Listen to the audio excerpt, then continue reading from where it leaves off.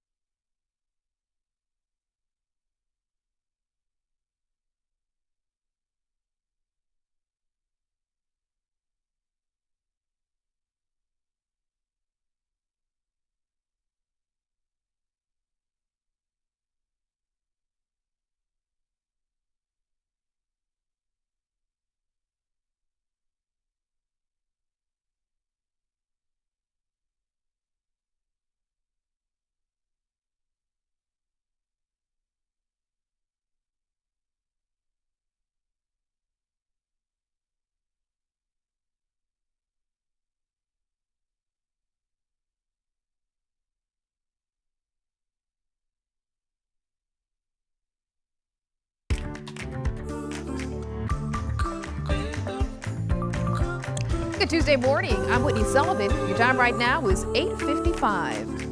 Well, South Carolina is among 15 states that has opted out of the summer EBT program. It allows low-income parents to use these benefits to buy groceries during the summer. But now the families who have qualified for that program in the past will have to find alternative solutions this summer. Parents are working as hard as they can. They're trying incredibly hard. Now think about somebody who's making a minimum wage. In South Carolina, minimum wage means $7.25 an hour. That means people who have not gotten a raise in over 20 years. We need to be mindful that people who are going hungry are not going hungry because it's a choice or it's a lifestyle, or it's not because they're doing everything they possibly can. And taking a look at what's happening today, St. Pat's in 5 Points making a big announcement happening at 10. Officials will let the community know about the artist lineup as well as popular events that are taking place during the festival. St. Pat's in 5 Points is one of the largest St. Patrick's Day festivals in the Southeast, drawing in more than 35,000 people of all ages from across the region. The event will return to the capital city March 16th, and tickets can be purchased online. For a check of our traffic and weather together, let's hand things over to meteorologist Daniel Bonds. Good morning, Whitney. Good morning, you guys. We do have one problem on the roads. I-26, this is coming into town. Do have a vehicle that's broken down there, and you'll notice the backup it's caused all the way up towards Harbison Boulevard. Here's a live look over towards Harbison Boulevard. Traffic has lightened up a little bit, but it's still slow. You notice some rain starting to move across the Midlands as well. You can tell from that live look there, we do have the showers starting to move across parts of the Palmetto State in the Midlands. Clouds for most of Columbia at this point, but on the western side of town, got some rain starting to move in, some moderate rain up towards Winsboro, Newberry, even over towards Saluda. This is going to be moving from west to east throughout the morning. 39 degrees in Winsboro, so a chilly rain up there, chilly rain for you guys in Newberry. 50 in Manning, 52 in Orangeburg, expecting highs in the low to maybe mid-50s for the southern half of the region. Tomorrow, though, noticeably colder with those highs only around 45 degrees.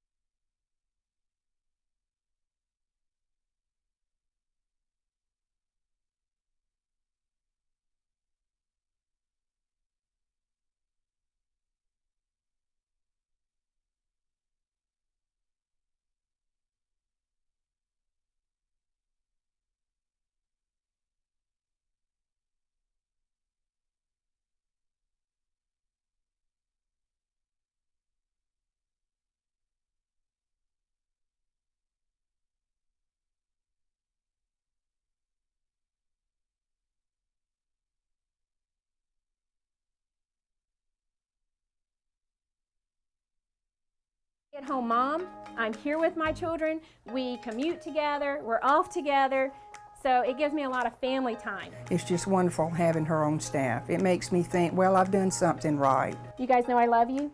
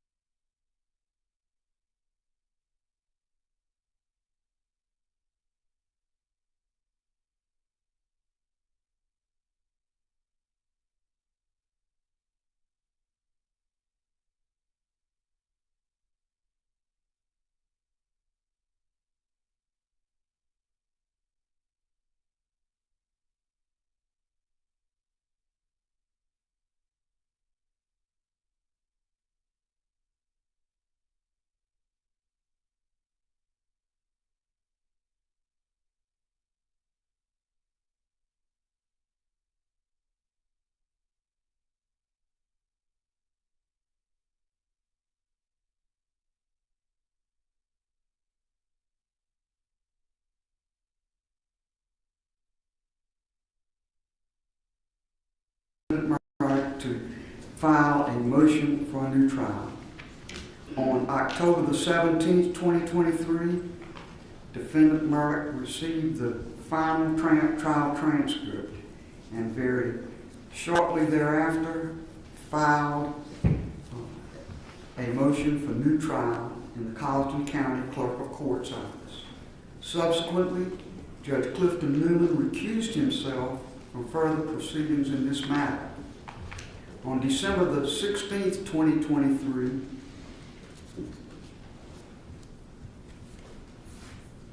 on December the 18th, 2023, Chief Justice Donald W. Beatty signed an order appointing or directing that the Honorable Jean Hafer Toll, retired Chief Justice of South Carolina, be assigned exclusive jurisdiction for the limited purpose of presiding over defendant's motion for a new trial.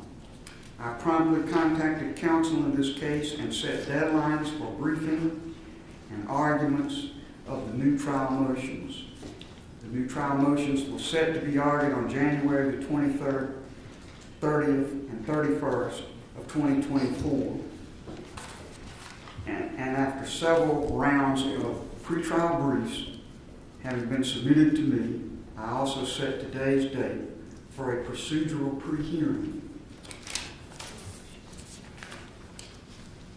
Before I begin, may I say that we certainly welcome members of the media, and I thank publicly Attorney Jay Bender for agreeing to be the voluntary media coordinator for this matter, as he did for Judge Clifton Newman on the trial of this matter. Cell phones are normally not permitted at all in our courtrooms, but the press have been allowed to bring in certain cell phones and laptops and electronic devices because of the non-jury nature of this portion of the proceedings. But if any device rings or sounds to receive a call or to receive an email or a message, that device will be confiscated and the owner will be asked to leave the courtroom.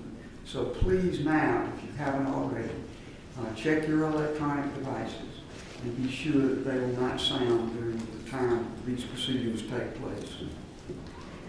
Major topics to be covered today have been addressed by me and discussed with counsel in a short pretrial conference in my chambers. And counsel may have certain things that they will put upon the record as we proceed through these topics that deal with what should be covered. The first topic is an evidentiary hearing necessary at all? The state took the position that the answer to that was no. Obviously, the defendant not. I have set an evidentiary hearing because I felt like we had to have some brackets on the time we would spend on this matter. But I've made no conclusive decisions beyond that on matters affecting the arguments the state makes about the procedural posture of this matter. The next topic would be the burden of proof. Who has the burden of proof in this matter? And what must be shown to meet that burden of proof? And what must then be shown to contest what has been shown and proved? The third topic is procedural defects, most specifically a contention by the state that this motion is untimely because of what was known before a verdict was rendered, accepted in the jury poll. And finally, we need to discuss witnesses, juror witnesses. The clerk of the court of Colleton County is Hill, and other witnesses and exhibits.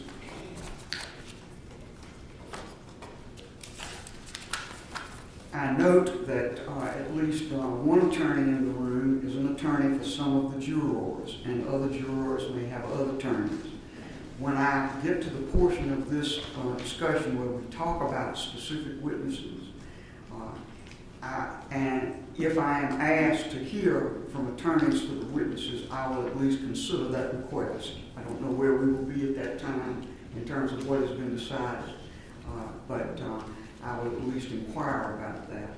To that end, if you have not already, during the first break, be certain that all of you, the lawyers participating at council table, and any other lawyers that feel they may have some interest in the proceedings that would warrant comment by them, please give your cards or information about your contacts to our court reporter, Ms. Harris. With that, Mr. Harper, being you are the moving party, you may proceed. If it pleases the court, Your Honor, you've raised, I assume you want to go in the order in which you just... I would. Okay. You raised a number of legal issues from whether we waived, I mean, a number, I forget the order in which you just took them, but Mr. Griffin is going to address those in seriatim based on what you said just a moment ago. As to the witnesses and the jurors, I will be handling that portion of the argument today. Very good. Mr. Griffin, we'll hear from you now. Yes, thank you, Your Honor. The first issue that you've asked us to address is an evidentiary hearing necessary? And the answer to that question is very straightforward, is yes, under established case law in the Supreme Court, the Fourth Circuit, and the South Carolina Supreme Court under Reamer. A Reamer hearing is absolutely necessary where there has been credible evidence presented that there's been an improper third-party contact with the jury prior to their deliberations that frankly, whether it goes to the merits or not, a Reamer hearing is absolutely necessary. And we believe that the Court of Appeals decision in this case contemplated a Reamer hearing. And in a Reamer hearing, evidence is presented as to what outside influences, if any, were brought to bear upon the jury. We have, in our motion for a new trial, submitted affidavits of one deliberating juror, one alternate, and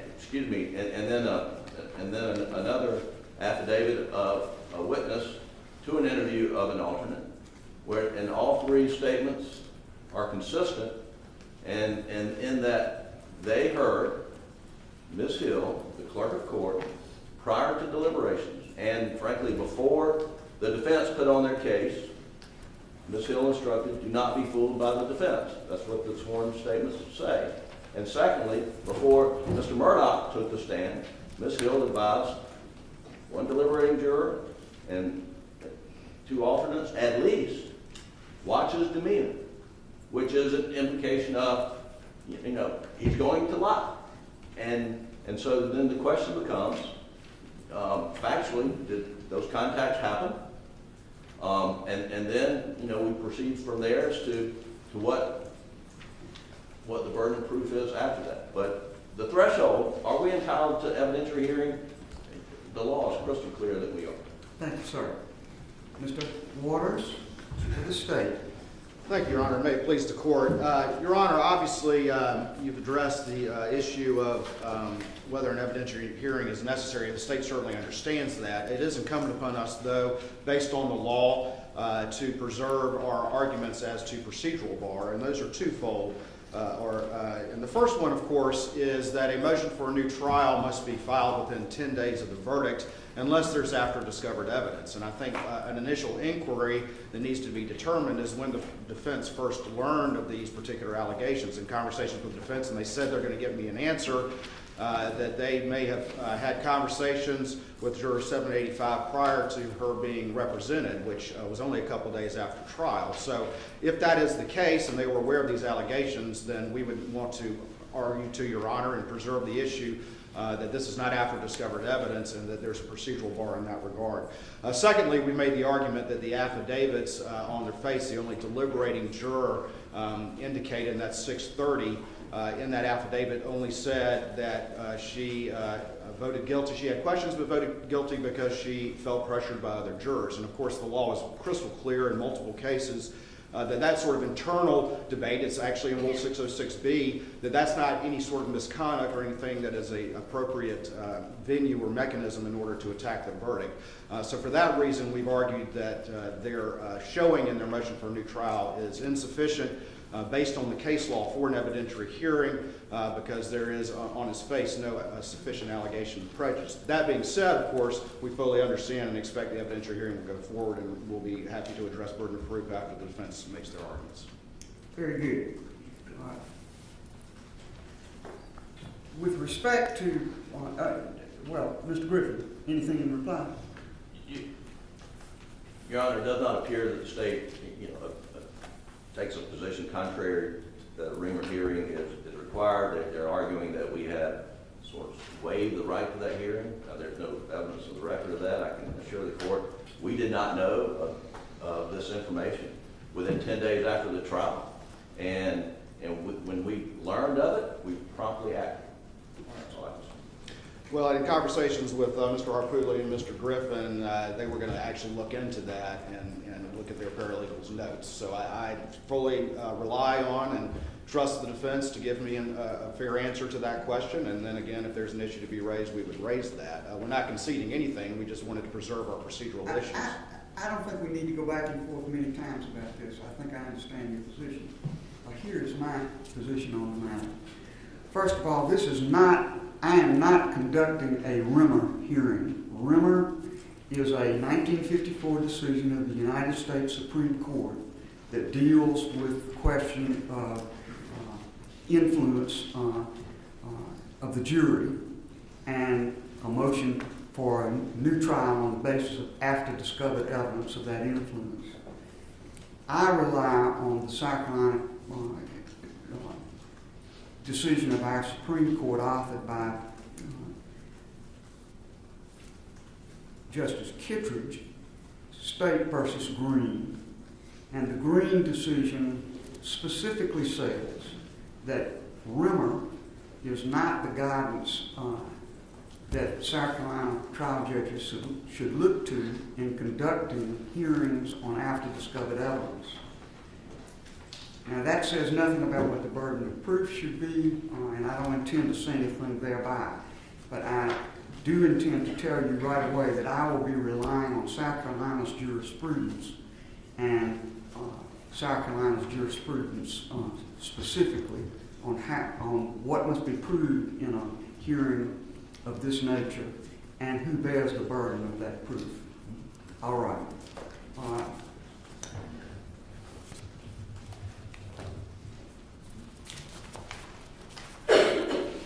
And that leads to the very next topic that we'll now take up, which is the burden of proof. Mr. Griffin? Yes, Your Honor. As we cited in our papers, we believe that the controlling case in this instance, based on the scope of conduct as alleged, and that is conduct of a court official, here the clerk of court, having communication with the jury about the substance or the merits of the case, that the standard to be applied is not Green, because Green, Judge Kittredge says that the contact by the bailiff was about a procedural issue, not about the merits of the case. Here we're dealing specifically with the merits of the case, and the Court of Appeals decision in State v. Cameron, we believe, is the controlling standard. And in State v. Cameron, and that was decided in 1993, and the court says, in citing Holmes v. United States, which is a Fourth Circuit opinion, says in this case there was a private communication of the court official to members of the jury, an occurrence which cannot be tolerated if the sanctity of the jury system is to be maintained. When there has been such a communication, a new trial must be granted unless it clearly appears that the subject matter of the communication was harmless and could not have affected the verdict. Now, we strongly believe that is the standard. Is the question of, was the subject matter of the communication harmless and that it could not have affected the verdict? And we are, that's our position on the standard. Your Honor, if Your Honor looks to a different standard, We believe that State v. Green, the measure of State v. Green, you can't look just at Justice Kittredge's opinion. You have to look, because he complimented the Court of Appeals decision. And the Court of Appeals decision absolutely applied the Reamer standard of the burden of production is on the defendant, but when the defendant produces evidence of a substantive communication to the jury by any third party, that's what Reamer is, by any third party, that then there's a presumption of bias.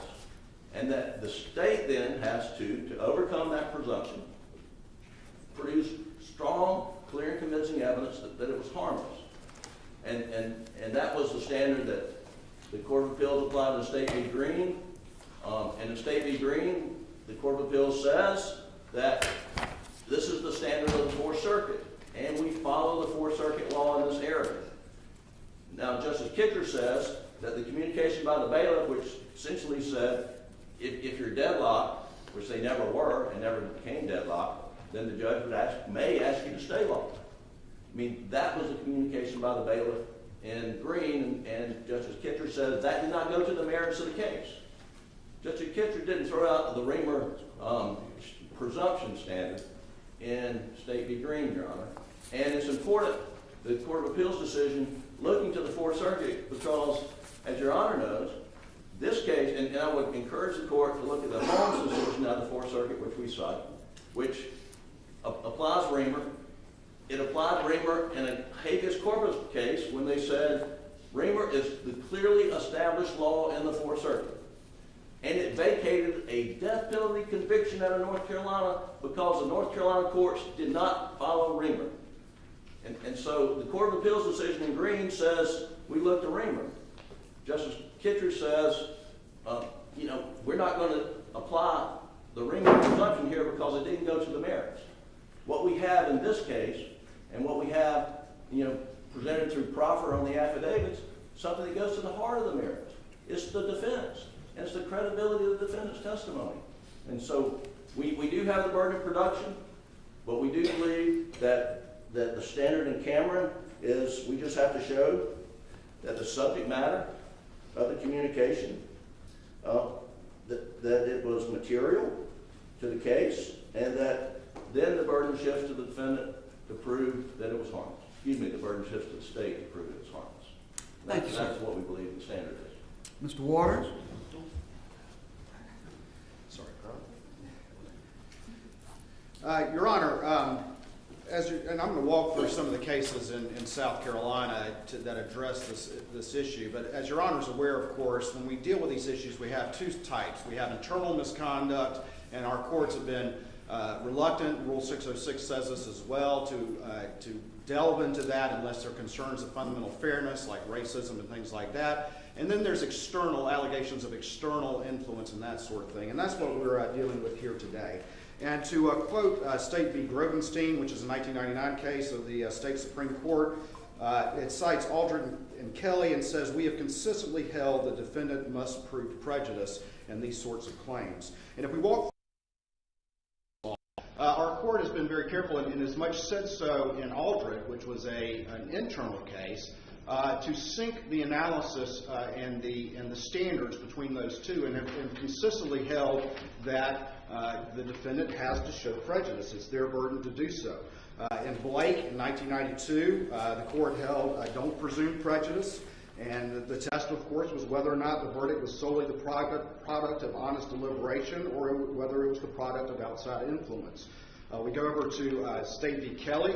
Of course, Your Honor concurred with Chief Justice Finney's dissent in that case, but in that case there was a pamphlet in the grand jury room. Clearly an external influence was alleged there.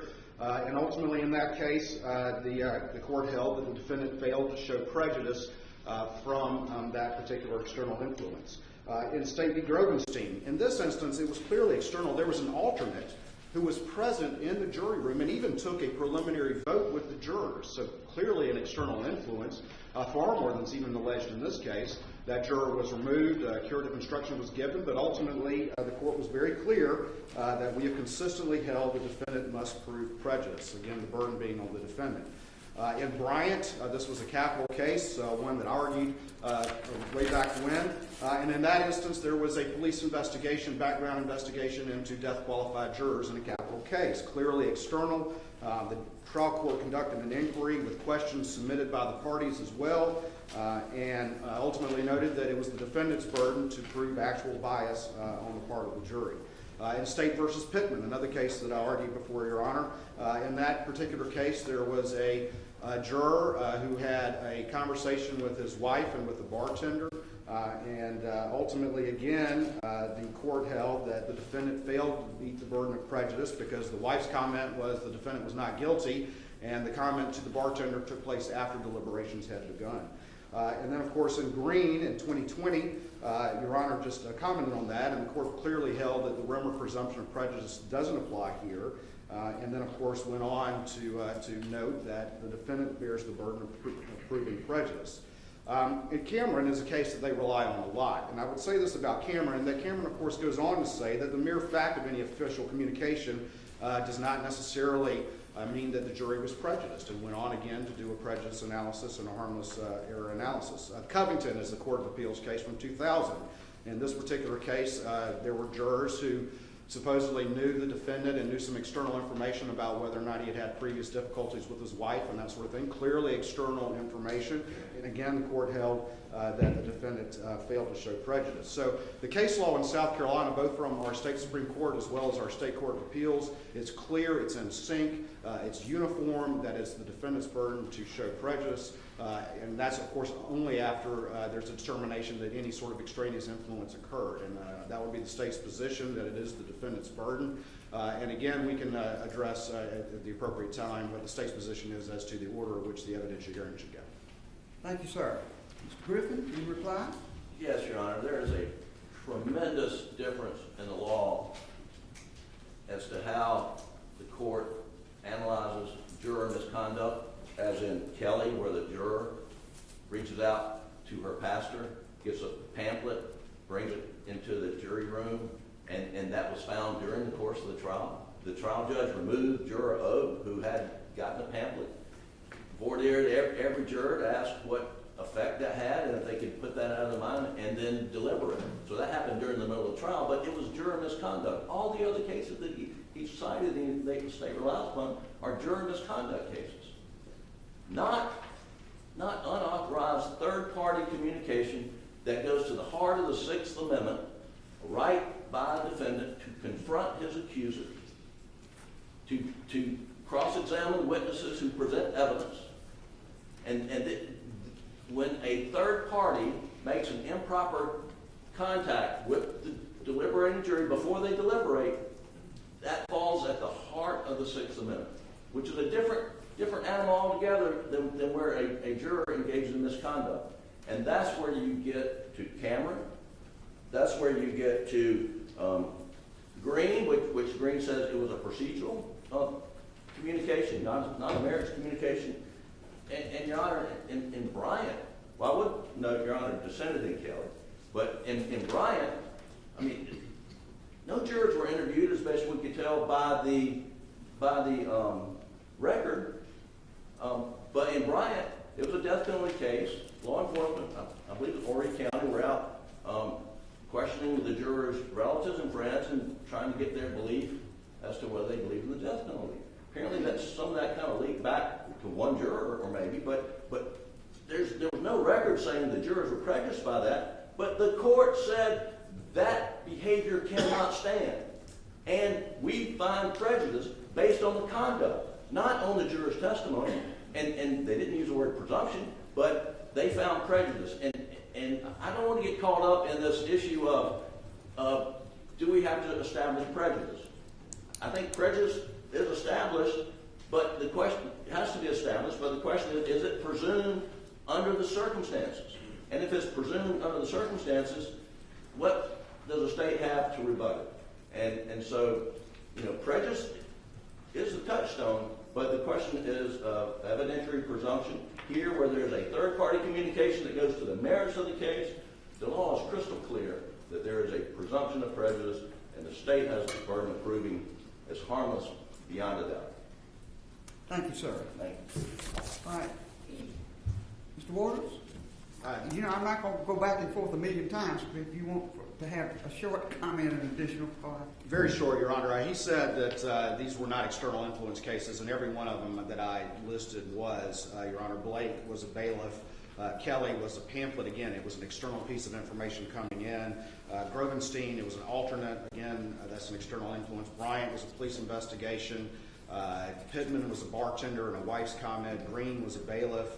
And Covington was, evidence that was not admitted at trial that the jurors were aware of. So clearly all of those were external influence cases, Your Honor. All right.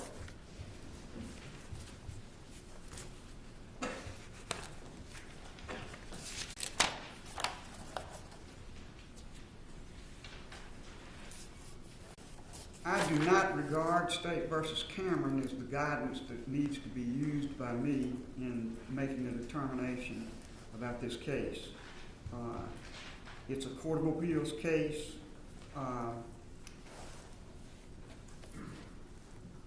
Since that case in 1993, there have been several cases, including Green, Oliver, and others, that very specifically talk about this issue of what the burden is when a motion for a new trial on the basis of after-discovered evidence that involves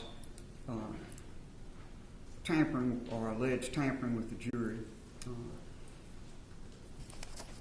All those cases say that prejudice must be proved, not presumed.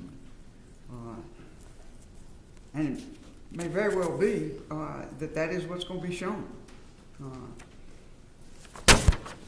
But for purposes of what the defendant must show as the case goes forward to an evidentiary hearing, the presumption simply by the contact,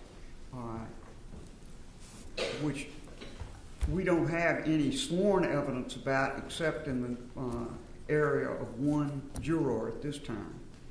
A presumption is not the way to examine this issue, but rather specific evidence about what was said, when it was said, and how it was perceived by the juror is what I believe is required by State versus Green and other cases. And therefore, that is the approach I will take. All right, the next area of inquiry is the procedural argument of the State that this matter was untimely made. Mr. Waters? Yes, ma'am, Your Honor. And again, we have raised the issue, as I talked about earlier, that we believe that there is at least an inquiry as to a procedural bar, that if the defense was aware of these allegations during the 10 days, then it is not after discovered evidence and the motion is untimely. And additionally, we also, as I previously expressed, have raised the issue that the affidavits on their face are insufficient to put in play an evidentiary hearing, and there are multiple cases that have in the state that have held, I think Yarborough is one of those that have held that where that showing was not made, that the trial court properly denied an evidentiary hearing. So we would just preserve those issues, understanding the court's plan of procedure that you previously expressed. All right. Mr. Griffin or Mr. Harpootlian, let me say that I will say to the defense, to the State, I believe that issue needs further exploration, so I am not prepared to rule that this matter is untimely in the least. We're going to have a hearing on this matter, at which time this issue will be further explored. So the State has preserved its position, but you need not argue about that matter at this time. Thank you, Your Honor. And now the matter that to me is the heart and soul of what we're doing today is the witnesses, the exhibits, and the procedure needed with respect to the witnesses. And the witnesses, at least, are the jurors and the clerk of court, Ms. Hill. What I'd like each side to explore with me is how those witnesses should be presented, who should present them, and how they should be questioned, and whether there are any brackets or limitations that should be imposed on what these witnesses are asked. And I will begin with the jurors, which is really the heart and soul of the matter. Other witnesses are very secondary to the first issue, which is the jurors themselves. Mr. Harpootlian, you are the moving party, and you may proceed. Your Honor, we agree all 12 jurors should testify. I think both sides agree, Your Honor, it's a question of jurors. The only question is, I mean, not only question, but the first question would be, as Your Honor questions these jurors, would you, in all the cases the judge questions the jurors, would you want suggestions from us as to what additional questions after they respond to your questions, that raise additional questions? That's number one. Number two, each one of these jurors, except of the original 12, I think all have been interviewed, maybe 2 have not been interviewed by SLED and given statements, recorded statements. The rest have all given recorded statements. And then SLED prepared a memorandum of interview. We have reviewed all these videos and the MOIs, and I can tell the court that the MOIs aren't consistent in many instances with what was said on the video, to the extent that information was left out. Now, if Your Honor is going to be very restrictive and ask, did the court communicate something to you, and did it affect your decision? I guess that's what we're hearing, Your Honor, when you're following State versus Green. If you're going to say that, ask those questions. I mean, there's some of these jurors who indicated they heard the court say what the juror that gave the affidavit for us say, and I think they're going to say it didn't affect them, which is fine. If it affected that one juror, we believe that's enough. And that juror has obviously given an affidavit to us. The alternate, which was excused, and we keep calling her the egg lady, but she was also excused, the alternate because she wasn't needed, the egg lady because the judge found that she had contact with people and discussed the case. They further indicated that the court said what we say she said, and we believe they should be examined. We'll be happy to do that, or the court can do that. So there are witnesses, and then we have the court herself. I talked to her lawyer this morning, who indicated she has not made a decision as to whether or not she would assert any constitutional right not to testify, and obviously that would be on a question-by-question basis. Maybe, I don't know, I mean, we're not ready to argue what the standard is on the Fifth Amendment this morning. But if she does testify, there are literally thousands of emails that were furnished last week by Colleton County, some information furnished by SLED this morning and the Attorney General, which might be utilized, I can't say right now what it would or wouldn't, depending on her answer, to impeach, to contradict. So I can't tell you what exhibits there would be or what we would do because I don't know what her answers are going to be. We believe we should be able to examine her as a hostile witness. We should be able to call her as a witness because the burden is on us, as Your Honor just enunciated. Now, the only other thing I would say is this. Even if Your Honor determines that a piece of evidence or a question is not admissible for your consideration for purposes of the appellate record, we believe we ought to be able to make a proffer. So it may be that Your Honor allows us to go forward, and then in your decision decide it's not relevant, in your decision decide you didn't consider it, or whatever. But stop and go is going to elongate that hearing dramatically. and again, since you're the finder of fact, you can decide not what a jury's going to hear, but what it matters to you.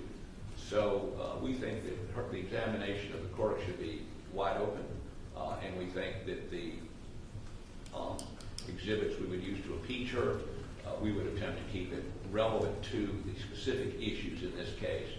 I mean, her son has been indicted, for instance, her son's been indicted for wiretapping. There seems to be some inference, at least what we read in the paper, we don't have any specific knowledge, that she was aware of that, and that wiretapping was in relation to some ethics complaint about her. That's not relevant. We're not going to ask her about it. Now, we're continuing to examine whether or not there is some connection there, and we're investigating that. But at this point, I would tell you that's not where we're going.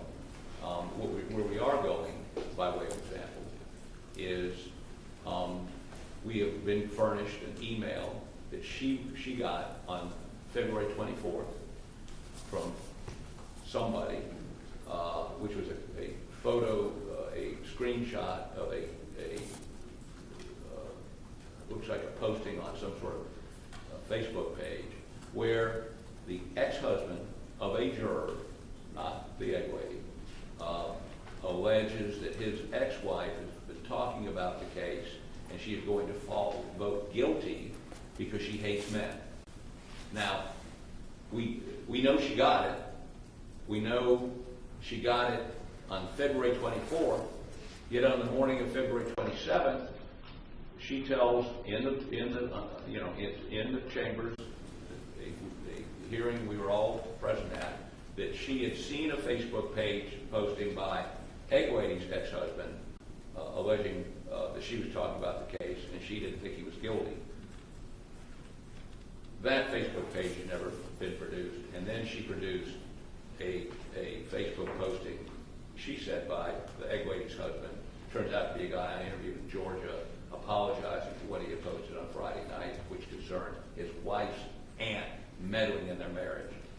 I think that's fertile ground for cross-examination. Your Honor may disagree with me, but I still would like to put those items into evidence for the appellate record at the time.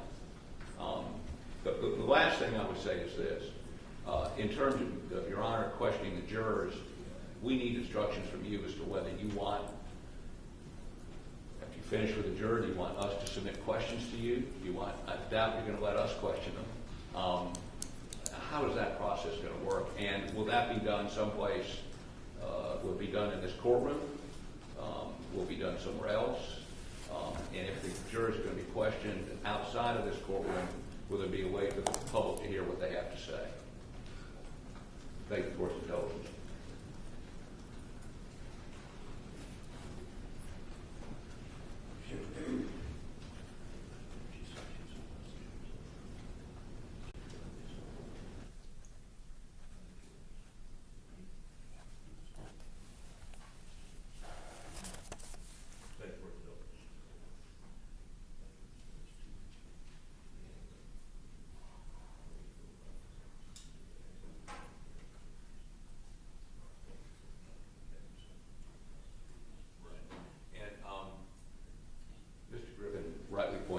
It's not just what they heard,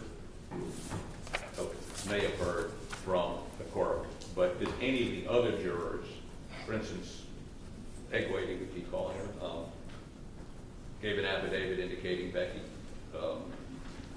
said things like, don't be fooled, watch the body language, watch body language testifies to Mr. Murdaugh. Did she relay that to any other jurors? It's not just what, I mean, did it, or did the sitting juror or the alternate in the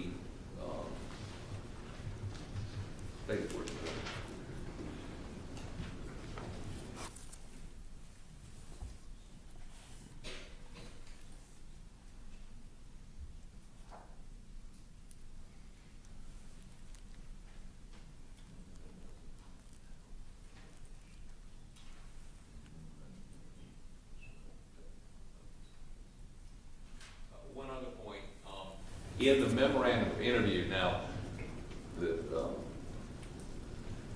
Cork's private lawyer, Mr. Lewis, objected to any videotaping or audio taping of the Cork when she was interviewed. But in the memorandum of interview, she, that is, the Cork, indicated she had conversations with the forelady outside the presence of the rest of the jury about what was going on in the jury room. Obviously, I would cross-examine her on that, but it may be necessary if she testifies to things that are inconsistent in that MOI for us to call the SWED agent that did the interview to corroborate the MOI. The MOI may be introducible in and of itself as an exception to the hearsay rule, but I believe it may be necessary for us to call the SWED agent. We're not going to, and Your Honor, we're not, you've indicated that you're not going to want any sort of summaries of those interviews by the jurors when we talk back in chambers, or necessarily the MOIs. You want your own fact-finding with the jurors. To the extent that they contradict those, we may put all of that into the record for appellate purposes. And if you want to see those before you have this hearing, we obviously put those. We could put those into the record today, or have those available to you, both the MOIs and the videos. Or, I mean, we're obviously we're going to do whatever you tell us to do, but we're looking for some guides as to if there's anything we can get you prior to that evidentiary hearing concerning those memorandums of interview by the SWED agents and the videotapes. Whatever you instruct us to do. Thank you for your intelligence, Bill. Thank you.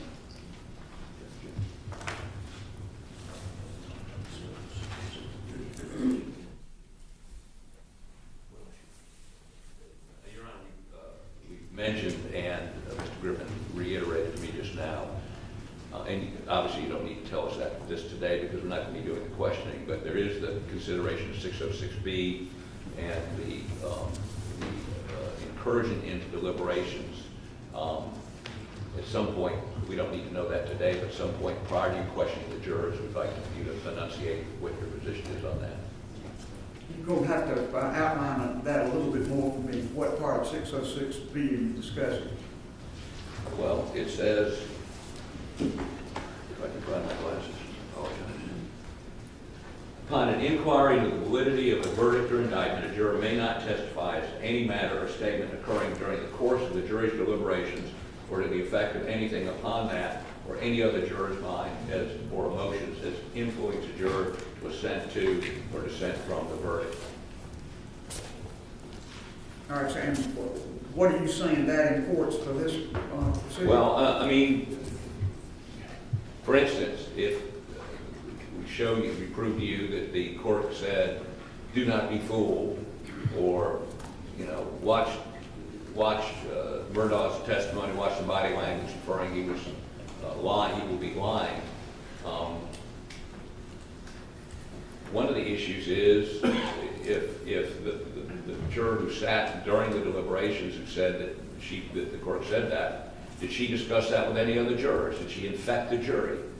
Does this allow you to do that? Well, you certainly, if you go to 606B, it gives you some guidance about that. It says, upon inquiry into the validity of a verdict or indictment, a juror may not testify as to any matter or statement occurring during the course of the jury's deliberations or to the effect of anything upon that or any other juror's mind or emotions influencing the juror to assent or dissent from the verdict or indictment or concerning the juror's mental processes, except a juror may testify on the question whether extraneous, prejudicial information was improperly brought to the jury's attention or whether any outside influence was improperly brought to bear upon any juror, nor may a juror's affidavit or evidence of any statement by the juror concerning a matter about which juror would be precluded from testifying be received for these purposes. I take that to give us the guidance we need about the parameters of the questions. But if, again, if the juror that gave us the affidavit, would she be asked, did you discuss that during deliberations? Can she do that? That apparently is very questionable under the terms of 606. Yes, ma'am. And I intend to abide by that. The way those questions have been asked in many cases I have reviewed is to ask the juror whether that's still their verdict.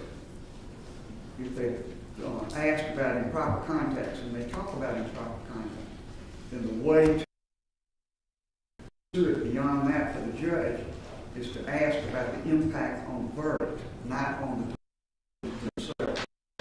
That may be a small slice of difference, but I think it's very important to understand that no one, not myself or anyone else, is going to be asking the juror about the specifics of their deliberation, and the rule is quite clear about that. Okay.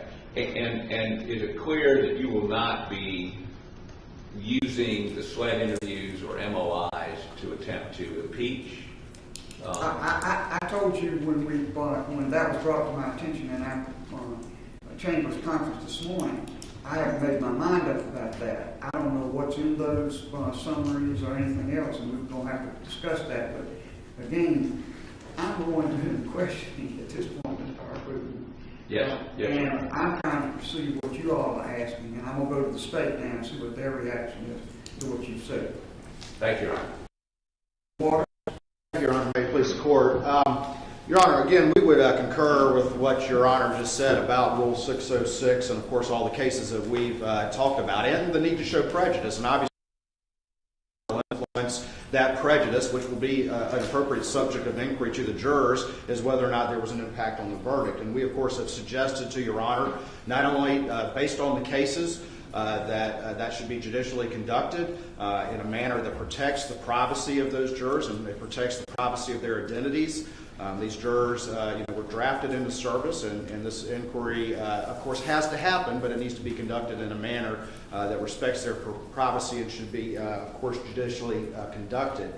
We have suggested those two questions. If we look at the Bryant case specifically talked about the fact that depending on how the examination goes, there could be questions suggested by the parties. And obviously, I think we would need to cross that bridge if and when that bridge needs to be crossed. And that starts with the court's inquiry to those jurors, and only if something arises that needs further inquiry could that be addressed at that point. And that could be even a discussion from counsel with the court as to what additional questions may be proper.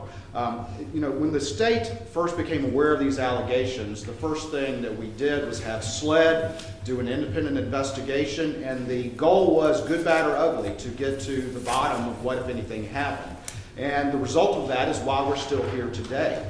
And that is that in speaking with the jurors that spoke to us, that the balance of the evidence, as well as in talking to the clerk staff, was that there was no impact on any verdict. There was nothing unprofessional or untoward that happened that had any effect on the verdict.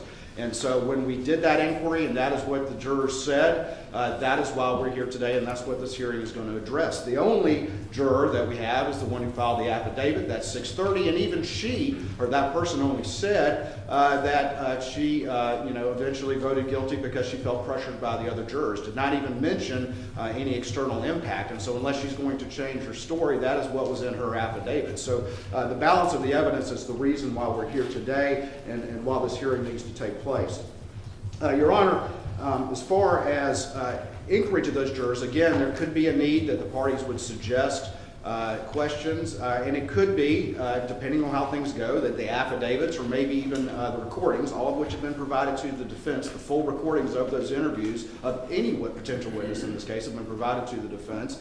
It could be that issues could arise from either the state or the defense as to impeachment, and we can address those issues as they arise under the appropriate rules, 608, 613, and the like, dealing with not only prior inconsistent statements, but other evidence that would be properly impeachable. Ultimately, I do need to address one thing as it deals with all of this, and that is the defense's contention that somehow the clerk is a party opponent in this particular case, and we believe that that is incorrect. Obviously, there is a hearsay exception or a non-hearsay determination in the evidentiary rules, I believe in 801, that excludes statements of a party opponent. But just because the clerk is an elected official and of the state, that does not make them a party opponent in the way that term is defined. A party opponent is an active litigant before the case, and that is, I think, different. So we would certainly say that the hearsay rules would still be in effect as it relates to Ms. Hill and any testimony that she may provide. I know there's been some discussion about the order in which the witnesses may be called and whether or not Ms. Hill would be a hostile witness. And obviously that's under Rule 611 and I believe C, which would allow leading questions, if a person is hostile. I think, again, at this point, I don't know that any showing necessarily has been made, but I understand the defense may raise that point and we may have some arguments at that time. But I don't know that there's been such an identification between Ms. Hill and the state that would allow, her to be identified as a party. I think that's far out of bounds, but also that she would be applicable to allow defense leading questions under 611C.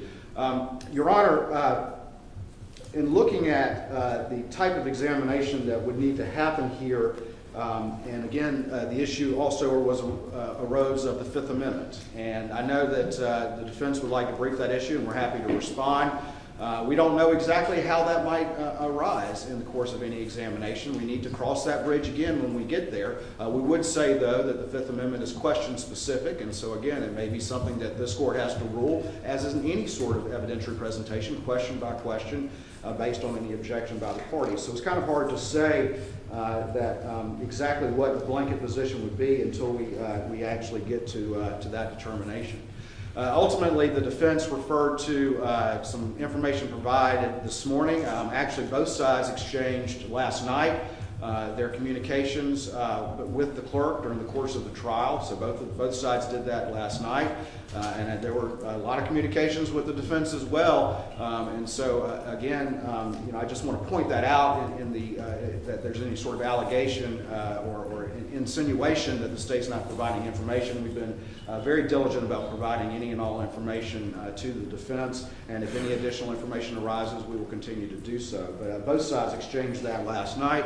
And of course, there's been some reference in their filings as to emails that were forwarded from the clerk to me and to my paralegal, and they've actually even listed me on the witness list. And Your Honor, as we have had a chance to peruse the defense communications with the clerk, there was just as much communication and offers of help. It was just a uniform across the board courteousness that's reflected from those. So we think that that's a non-issue, and we think that should not be something that arises during the course of this evidentiary hearing, at least as it would require communication from or testimony from attorneys. Your Honor, ultimately, as we look at the inquiry that will need to be conducted, as the state has made clear, it starts with the jurors. And only if something arises in that inquiry, further inquiry to those jurors may be necessary. And that could be in discussion with the parties, as I've stated before. And then I know Your Honor has indicated the clerk should testify, and we certainly understand that. The clerk filed an affidavit denying any of these allegations. And so, again, as we address the clerk's testimony, the state would have objection to some of the information I believe the defense would propose to examine her on. We believe that an inquiry should be limited to what is appropriate and relevant impeachment, but not should be just a far-ranging fishing expedition or full inquiry into a lot of subjects that have come up since the trial that we believe are not relevant to any inquiry that is before the court here now. Obviously, Rules 404, 401, 402, and 403, as well as, which of course address relevance and 403 objections, 404, which addresses other crimes or wrongs or acts, Rule 606, or excuse me, 608, which addresses inquiry into other specific acts and impeachment.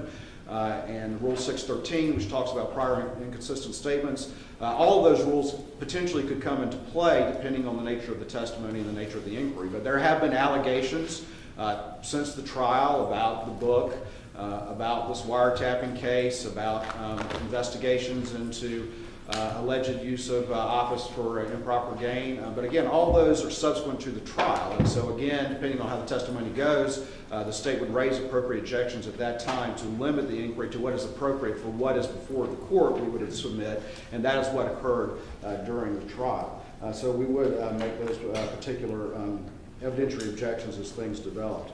Ultimately, that would be the state's position. I know that we're trying to put as much meat on the bones as we can at this particular point in time, but I think the reality is that the court's inquiry to the jurors will really determine the nature of the inquiry that needs to proceed from there. And at that point, the state would take the positions that I've outlined here today. You reply. Please, Court, Your Honor.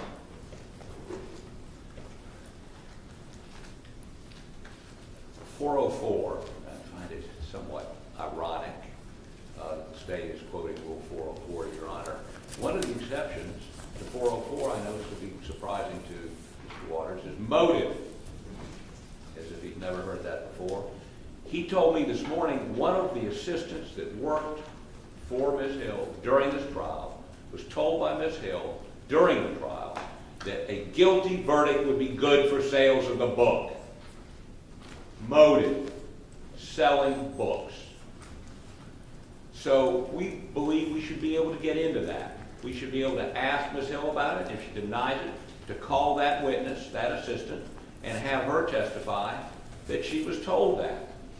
I mean, why would a clerk do what we allege she did? We think is important for Your Honor in terms of credibility and context. That's number one. Number two, Your Honor, I think we've all agreed, you're going to ask the questions, whether we agree or not. And we do agree with that. The question's going to become, as we go through that process, how, if a juror says X and they've said in their interview Y, or if they've said to us Y, or didn't include it in their original affidavit, and you don't ask that question initially, how are you going to handle, or do you care, how we suggest to you a further question? Because as Your Honor's seen this morning, the back and forth can go on for a while, and we certainly don't want that to go on with a juror. So we're going to need some guidance on that. I'm not expecting that guidance this morning.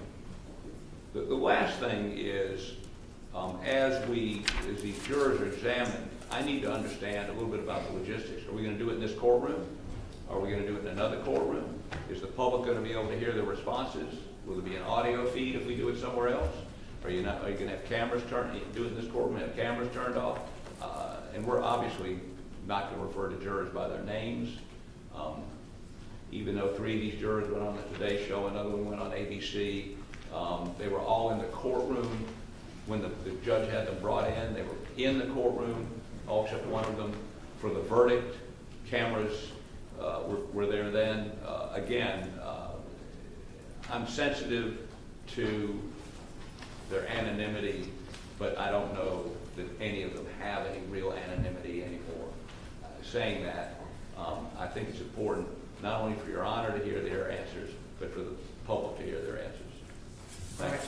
Thank you.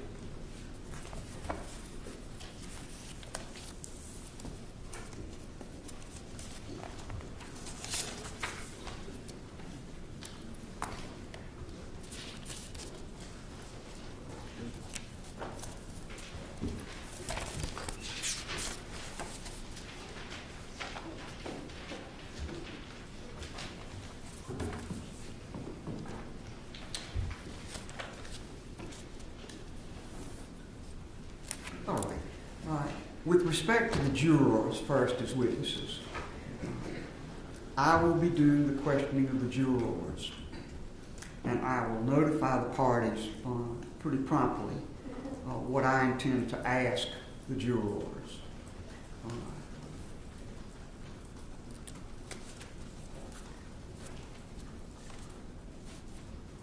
the ambit of what I will be asking them is informed by the question of whether improper contact was made with them and whether it affected their verdict. I understand that you, on the defense side, have views about what further should be asked the jurors on two levels. One, as a predicate to what you want to do with the clerk herself in examining her. And two, as a means of further attacking the credibility of the clerk in her testimony. I have not seen any of the SLED material or memoranda concerning the state's summary of these interviews and so forth. I will be open to receiving that if it's done promptly, because we've got a hearing coming up the 29th, and I want there to be plenty of time to revise any current ideas about who to subpoena, who to call as witnesses, and who has to do that. But I can tell you that I am very, very reluctant to turn this hearing about juror contact into a wholesale exploration of every piece of conduct by the clerk alleged to have been improper on its own, indicative of her characteristics or personality or anything of that nature. This is a very focused inquiry that deals with this jury and what impact contact, if any, had on this jury. So I am very mindful of the limited nature of it. As I say, I'm not excluding submission in advance of information that would take the questions beyond the limited questions I've initially indicated. But I will be very hesitant about any of those questions as it involves propounding those questions to the jury. As it involves questions to Ms. Hill similarly, this is not a time to explore every mistake or incorrect statement or false statement that ever has been made by this witness. I am the judge of the credibility of this witness for purposes of this new trial motion. I don't think it's necessary, nor do I think it's proper, to explore each and every impropriety alleged to have been committed by the clerk. At the same time, what specifically should be asked is something that I will look at as I look at the submissions that are made before the hearing takes place about what is requested to be allowed as topics for questioning of the clerk and what exhibits should be used. I can't imagine allowing thousands of emails to be made exhibits in this process. Either emails sent by her to attorneys in the case, to other court officials in the case, or to other individuals during the course of the trial of the case.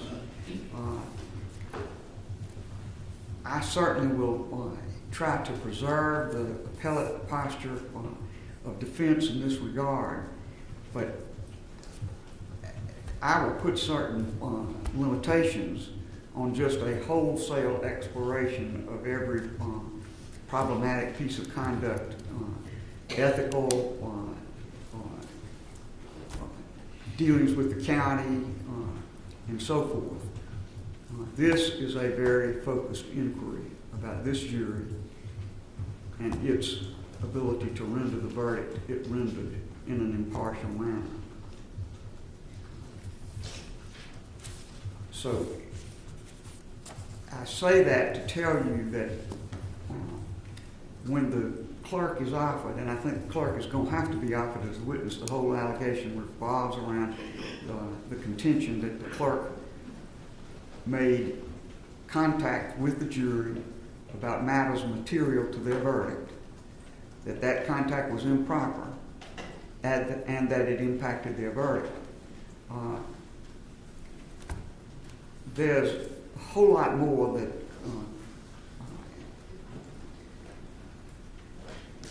Mr. Harpootlian has indicated he'd like to explore that I regard as totally extraneous to the inquiry that we maintain. I'm not going to allow those questions to be asked by way of proffer and then have the clerk answer those questions and have that be the proffer, although I consider them irrelevant questions. We're not going to handle the case in that way.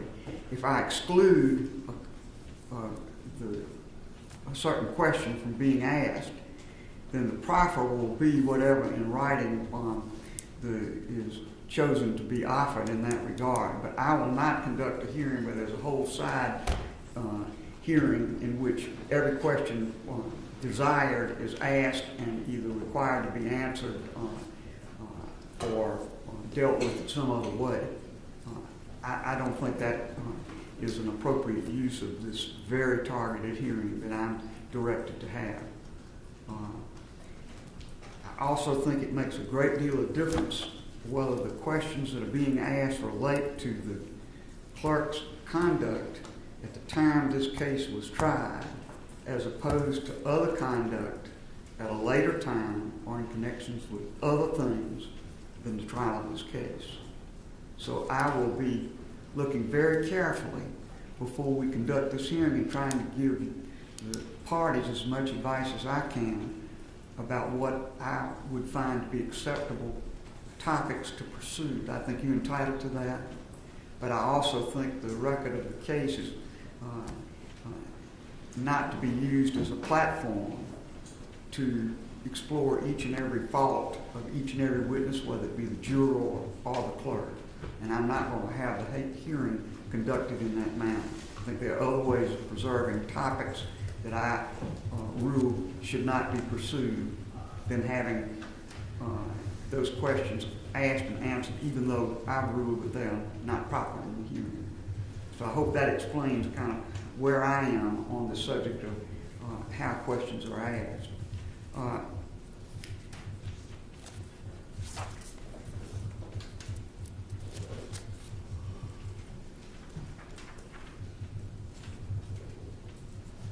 And therefore, some of the suggestions that are made in the filings you've made with me about the additional witnesses you'd like to call and subpoenas, I think we need to be sure we're all on the same page about what is acceptable in evidence and what is not. But I can tell you that I would not allow the subpoenaing and examination of attorneys in this case, of the judge who heard the case, or any of those type of witnesses. This case is very focused on the jurors and the clerk of court, as I see it. Now, it's about 11:15, close to it. I'm going to do this. I'm going to take a break for a minute. Let's take until 11:25 as a break. And in that time, I would hope that you formulate the other things you think we need to look at by way of the specifics of how this matter is to be conducted. I will then do two things. When I come back and ask you for further ideas, both sides, as to who should be called, get very specific about who can be called and who cannot, who should offer these witnesses. And I would also at that time ask those who represent potential witnesses in this matter to come forward and have a conversation with me about your position on behalf of your clients. I think that's particularly important because as we have the actual hearing itself, I've never heard of a situation where a witness can have their lawyer actively participate in the examination of the witness in a proceeding in which the witness is being offered. So I would not allow that, but I think we can protect the legal positions that attorneys want to put upon the record by pursuing in the way I've just outlined, and I'll be prepared to do that when we return. All right, court will be in recess. Thank you, Your Honor. Thank you, Your Honor.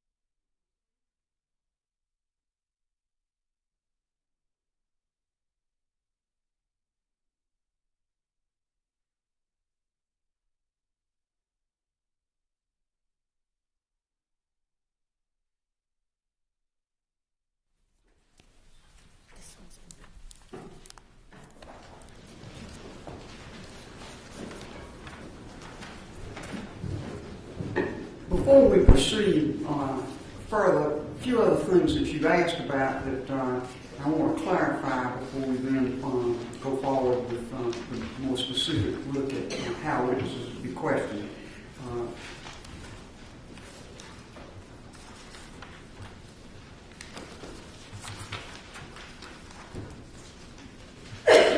First of all, how the jurors will be questioned. Everything will be done in open court. The jurors will be referred to by number. The court TV cameras, which are the ones used to film these proceedings, will not be allowed to focus on the image of the jurors as witnesses. And if there's some need to further obscure the way they are presented, we can talk about that. But they'll be examined right here in the courtroom as other witnesses would be.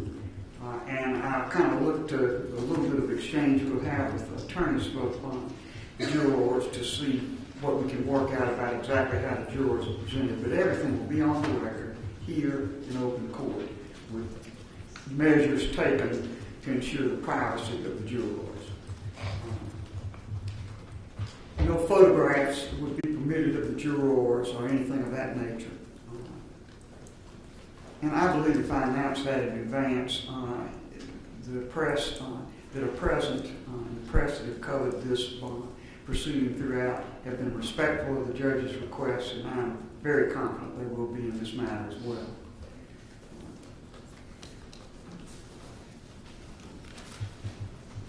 With respect to the alternate jurors, I will question only the jurors who sat and considered this case. So the alternate who was dismissed by the trial judge. That alternate did not participate in any way in the deliberations about this case. There's nothing that's been brought to my attention about anything the alternate might have done that was improper at all in terms of communications with fellow jurors.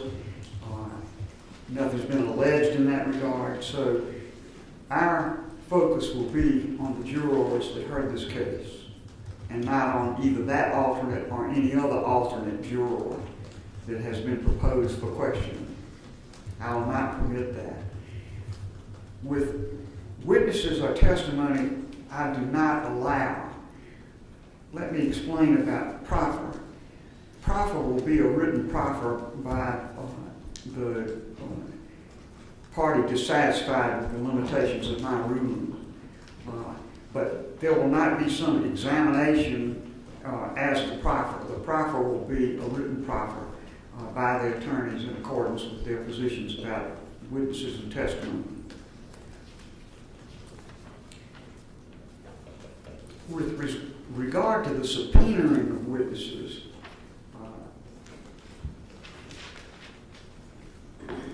the parties should subpoena these witnesses, and when it comes to the jurors, I would urge that the parties, the state and defendant, jointly deal with the issue of subpoena of these witnesses. I do not think it is the court's place to subpoena witnesses or order witnesses' appearances.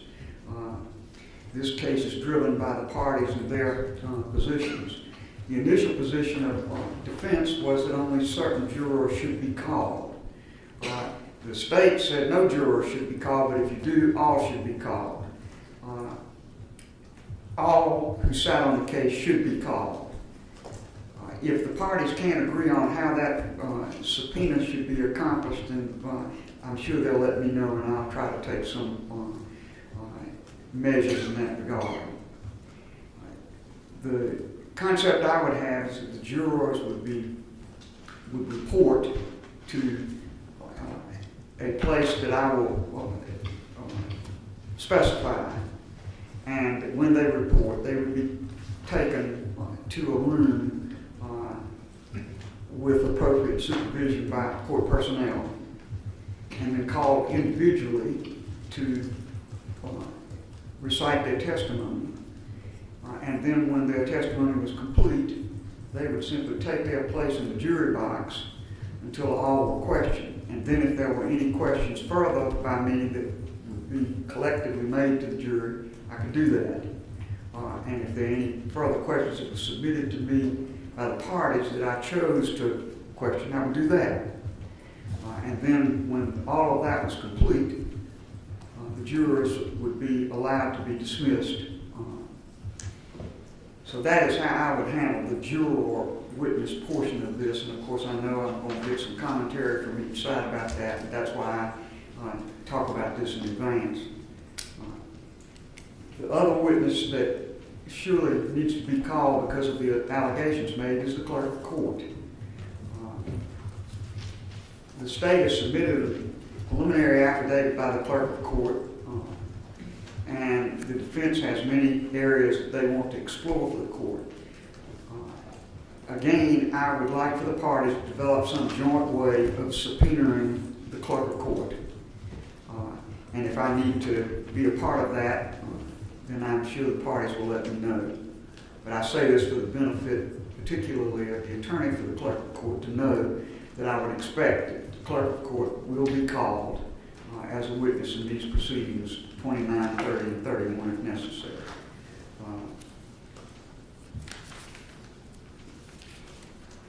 We'll be using the same courtroom for these proceedings, this courtroom.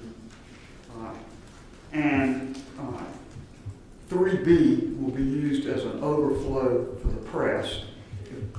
Excuse me, 3A is the one over here, and that's the one I'll be using to conduct the hearing. This courtroom we're sitting in now will be an overflow courtroom for press with I'm sure, a court TV monitor that's available for them to monitor the proceedings if there's not enough room. Based on the attendance today, it might be plenty of room. But we'll see. We'll have this as, I will try to figure out a way to be sure that the broadcast in here of the proceedings will not interfere with the conduct of the hearing past this partition next door. I will trust Mr. Bender to work with the press to arrange the courtroom and the overflow room in accordance with the rules I will set forth here and anything else that may come up that needs my attention.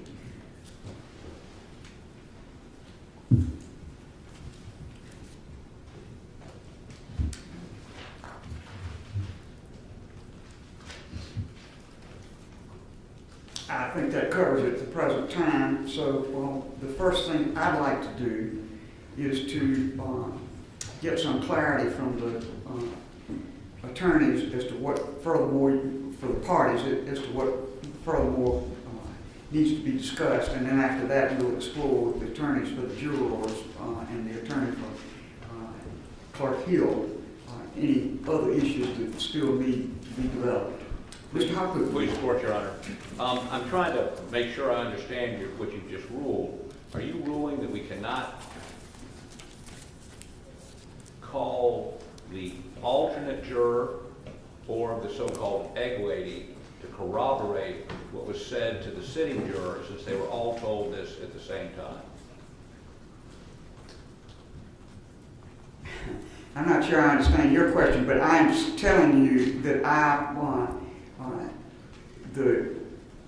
these jurors, these alternates would be called apparently to testify as to what the clerk said. Yes. At the present time, I see no necessity for them to be called to say what the clerk said because we're talking about what the clerk said to the remaining jurors, those who actually sat on the case. The corroboration is something I don't think I need at this time. I think I'm perfectly capable of evaluating what the jurors tell me, and I'll do that. I think I'm also perfectly capable of evaluating the credibility of Ms. Hill and the jurors for that matter. Well, Your Honor, for us to, and then you said you wouldn't allow a proffer of that except in writing. Now, yes, I'm not going to have a courtroom proffer of any kind. If you want to proffer what would be offered by means of affidavits, copies of emails, anything else you want to, that's fine. But I am not going to have a courtroom proffer, no. I think The only reason for the proffer would be to preserve your right to appeal. I believe your right to appeal my rulings would be perfectly preserved, frankly, even if you didn't have a proffer, but even more so if you supply an in-writing proffer. Well, I'm trying to determine whether an affidavit is sufficient for an appellate court, federal or state, when the state won't have an opportunity to examine that witness. But I mean, they've given, I mean, we can get more detailed affidavits.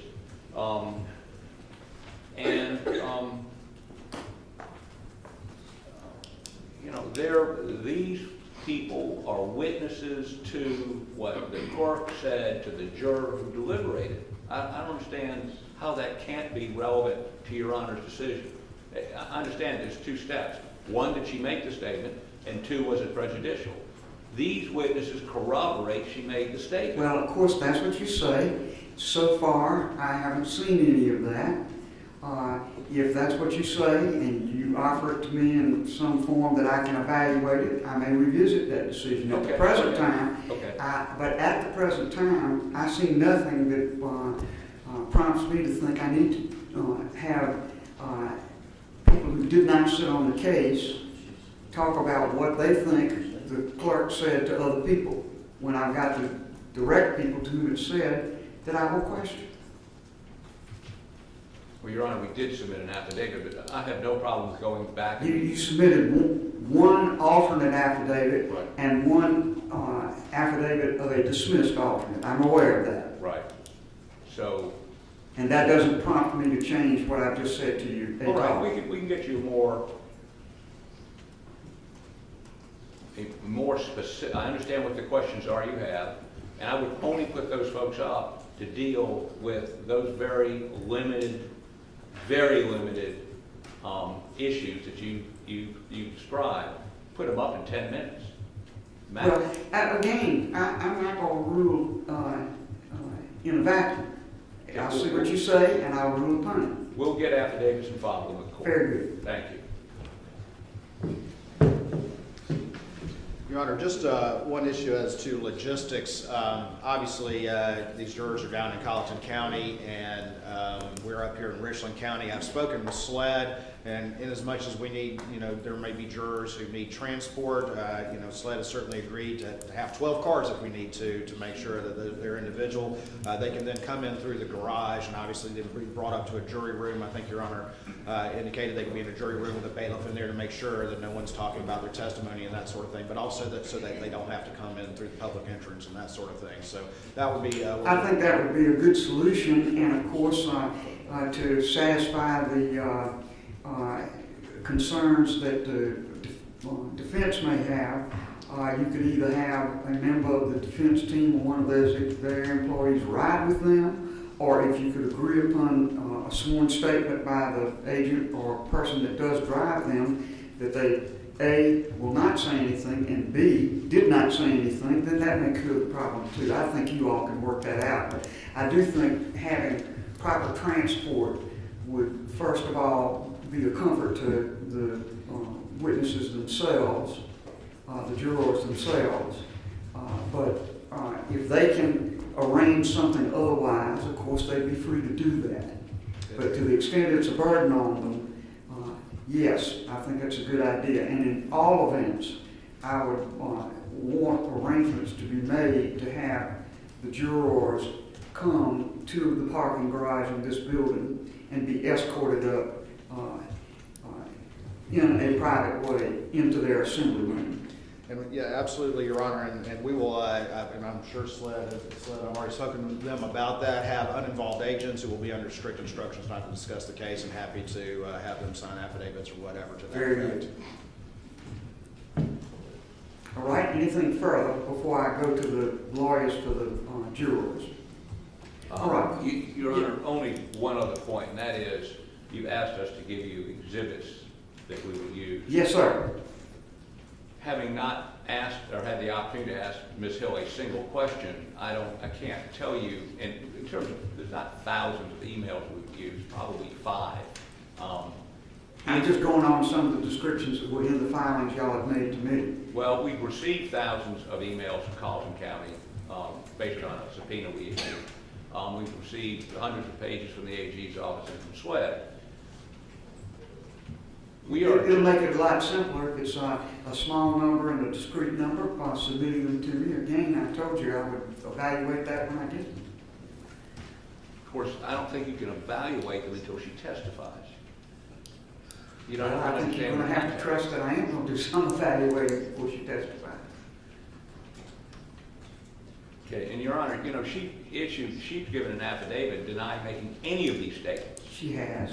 So these alternate jurors that have been dismissed, would you allow us to call them to impeach her if that's what she testifies to? At the present time, the answer to that is no, as I have indicated. But again, I'm not going to rule in the vacuum. I would hope that what you all will do is send me a pretty specific idea of what you want and how you want me to permit it. So I'm not going to rule on something I haven't seen yet, which is your proposal as to exactly how these witnesses and alternates to be used. All right, we'll get more extensive affidavits from those two alternates. Oh, okay. That's fine, or descriptors of some sort from you as to what you intend to do. I'm not going to dictate how you do it, but I'm going to have a lot more than just kind of the generalities that have been discussed in these briefs in order to permit something. Well, I think we're going to need an affidavit for appellate purposes, nothing else. I mean, my description to you is not evidence.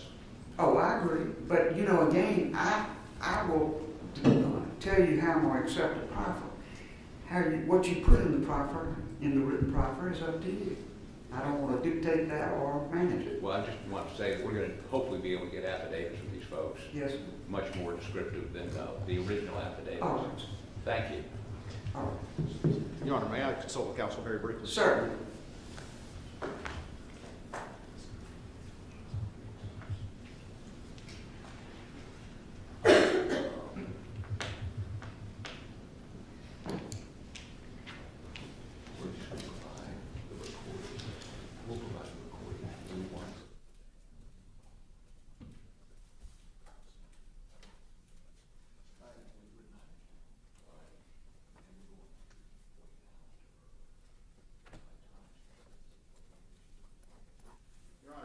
One of the things that was discussed earlier was the independent SLED investigation that was done. There were recordings of some of these interviews and MOIs prepared that were just meant to be summaries. I know Your Honor mentioned earlier that you would be open to receiving those. I just I'd be glad to review any of that. Discussed that with counsel, and I believe they said, well, we want to send the ones we want to send. I think if Your Honor's amenable to that, we would just add Your Honor to the discovery upload that was provided to the defense so that that information is available to the court for whatever purposes the court deems necessary. Can I ask this? Yes, ma'am. First, would that discovery upload include your interviews, the tape of the interviews, as well as your summary of them? Yes, ma'am.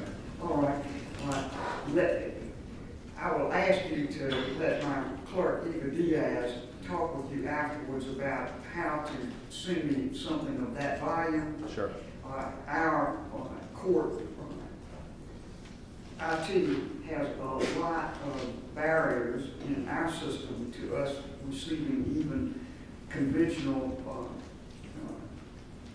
websites and web tools for examining in volume documents. And so I will want her to interact with you all about exactly how I am to receive that material. But yes, I would be happy to receive it. And we would be happy to get a couple of flash drives and provide it that way, if that makes sense. That might be the better way to do it, yes, because again, I can very easily examine a flash drive, even though it takes a long time. And particularly if you are kind enough to provide an index at the front of the flash drive as to where the various materials are located. That might be better than using one of these web document sources, since so many of them are excluded from our system. All right. Well, we'll prepare one and have a copy for you, Your Honor, and then for Ms. Diaz, the clerk, as well. Thank you. All right. Now, on my list, I have in the courtroom at this time, Mr. Bland, who represents certain of the jurors, Mr. McCullough, who represents certain of the jurors, and Mr. Lewis, who represents Ms. Hill. Are there others in the courtroom who represent jurors or Ms. Hill? Oh, Your Honor, Ronnie Richter, I'm Mary Blaine's partner. Went a little fast for me. Ronnie Richter, Mr. Blaine's partner. Right. Any others? All right. Well, then we'll begin with you, Mr. Blaine, if you and Mr. Richter would come forward.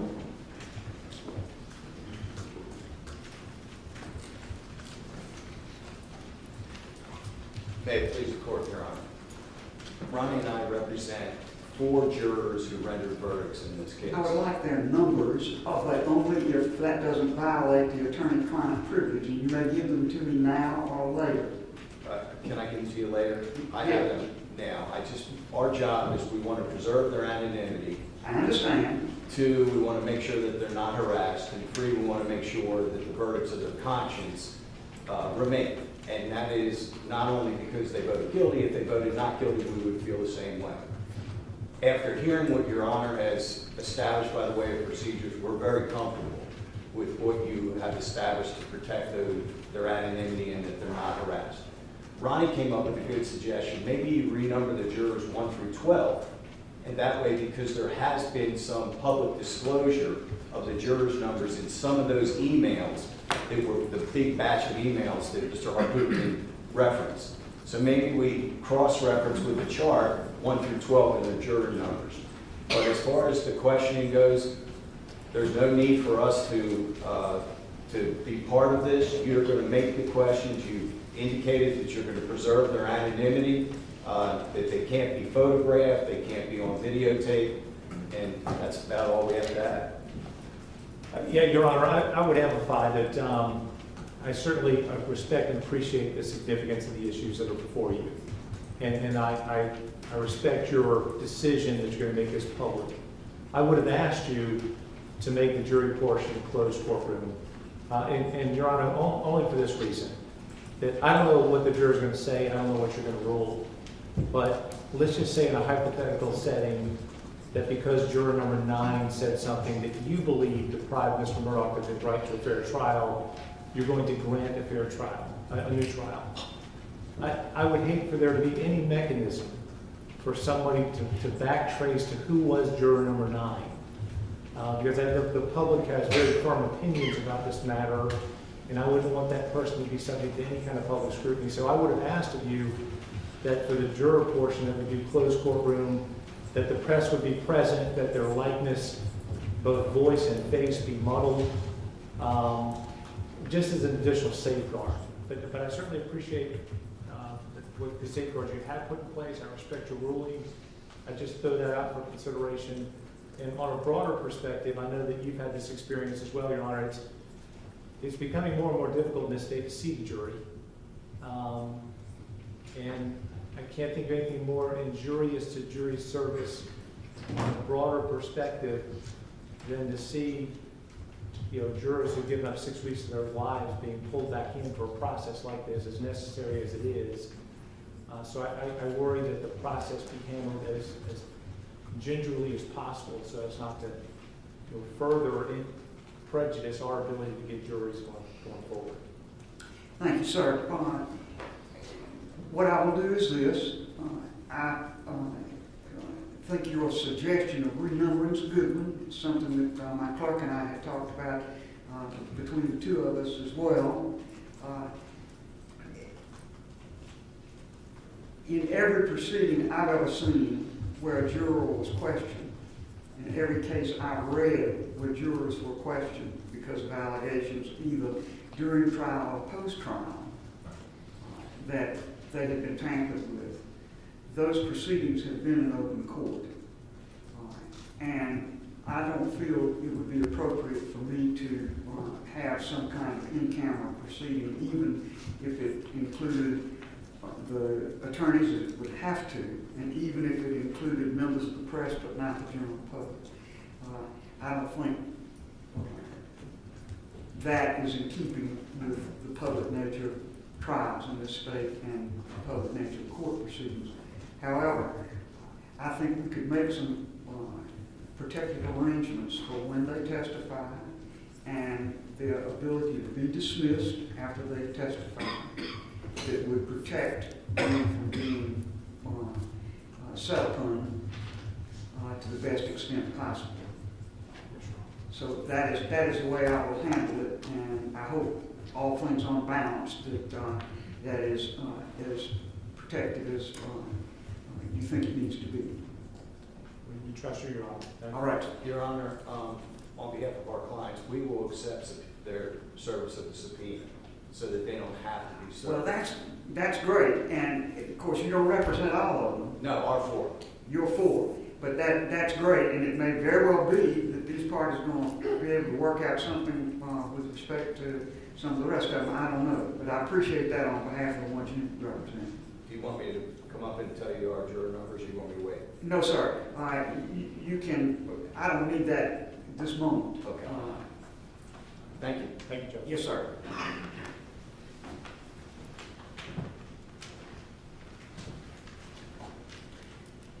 Mr. McCullough? Would you like me here or later? Oh, go to the podium if you would, please, sir.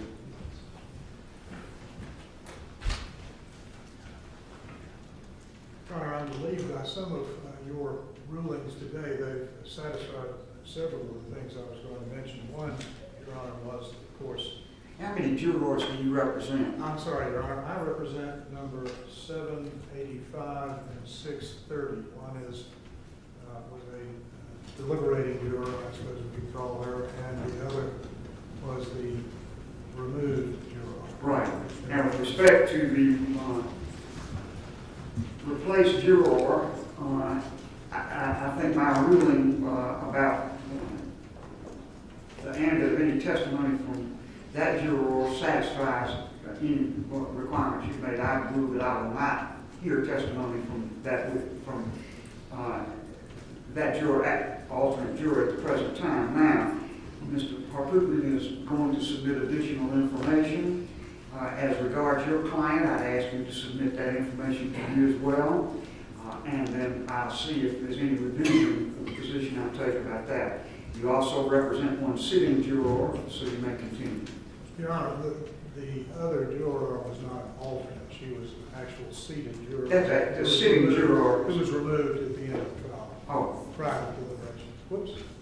I need Mr. McCullough to speak up, please. You need to speak up some, Mr. McCullough. I don't get that much, Your Honor. Yes, sir. Your Honor, if you'll indulge me just a moment, I think much of what you've said today bears on a quote that I'm taking from the response of the state, which was filed and is part of your record, and my letter of November 10th responding to that filing is also a part of your record.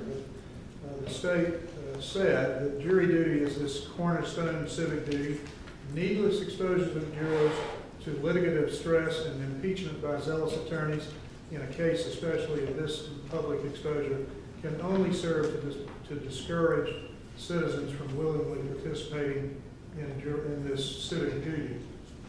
Your Honor, I'm delighted with your ruling that you'll be asking questions. I've been subject to your interrogative skills in my appearances before the Supreme Court.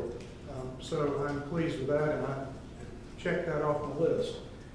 I would like, Your Honor, for you to take judicial notice that there have been excessive public comments by, and I have to say, Your Honor, in my letter of November 10th, I took Mr. Waters, who signed the letter, to task for labeling one of my clients, one of these jurors, as dishonest. I think I wasn't pleased with that. I think that discourages civic participation. I would ask the court to admonish the litigants, attorneys. Mr. McCullough, let me stop you there. I am not aware of any of what you're talking about in terms of comments about jurors or otherwise. So that's just not something I'm going to take into account by listening to it or by taking any judicial notice of it. I don't know what I would be taking judicial notice of. I do not know anything about what you're talking about. Well, Your Honor, both my letter and the response of the state are part of the record, which you obviously have not gotten to, but I would assume yet. My only request is either admonish lawyers, officers of the court in this courtroom and outside of this courtroom who represent people to be cautioned that this is a search for the truth, not an effort to protect a verdict, nor an effort to discourage people from participation. And negative commentary does that, or runs the risk of doing that. That's all I'm saying. I understand, and I decline to instruct or admonish participants in this procedure in any way about what you say. Thank you. Your Honor, next, I like Mr. Richter and Mr. Bland, appreciate your efforts. I suspect that we will decline a ride to the courthouse, but I would ask the court to consider allowing the jurors who choose not to ride with SLED agents to be permitted an entry and exit from the courthouse that would involve or relieve them of the necessity of coming through the front door. I think I've already said that I will make arrangements for juror witnesses to report to the basement where the law enforcement station is, and they'll be appropriately directed to the assembly room. And Your Honor, lastly, I think, if I understand your rulings or discussions about the process that will occur here, this may run at odds with it, and I'm not arguing with you, Your Honor, you know best. I am of the belief that this litigative stress that I earlier referenced could be avoided, and the public and the media not denied their opportunity to gain access and knowledge of the proceedings by not exposing these jurors to a crowded gallery and a full gallery of press by allowing its recording through, I understand court TV will be the pool camera. That is to say that I have actually in my history participated in proceedings that involved the questioning of jurors, which was done in camera. So I don't think it's without any precedent, but I would obviously respect your ruling, but I would ask you to consider or reconsider that no damage would be done to the right of the public to know and participate in the proceedings, but you can accomplish the same thing by allowing the pool camera and avoid the distraction and the imposition of that on these jurors. I hear what you're saying. I'm not inclined to change the ruling I've made at the present time, but I'll keep an open mind about it as we make pre-trial preparations for the hearing. At the present time, the jurors will be examined in the courtroom, as I have indicated, with appropriate identity protection. Thank you, Your Honor. And subject to your rulings, I will have both of my clients available for these parties as they might be needed, subject to your subsequent rulings. Thank you. Thank you. Your Honor, do you expect all jurors to be present for all 3 days? No. Let me make it very clear that I expect the jurors will be the first witnesses to be called in these proceedings. And the jurors will testify, and then they would be dismissed. They would not be required to stay for the rest of the proceedings at all. So that is very much a part of my thought about what it takes to protect their identities. They would be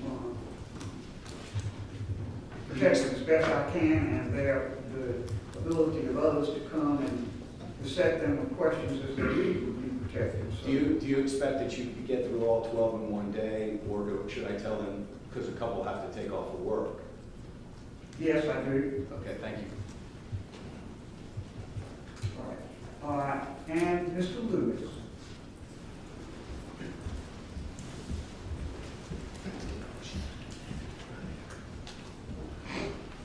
Your Honor, I'll be brief. In light of your rulings, I don't think you need much from me. The only thing that I'll add is I'll have Ms. Hill available for here as the parties need them, and happy to accept service to alleviate one issue for this court. Unless you need anything from me, Your Honor.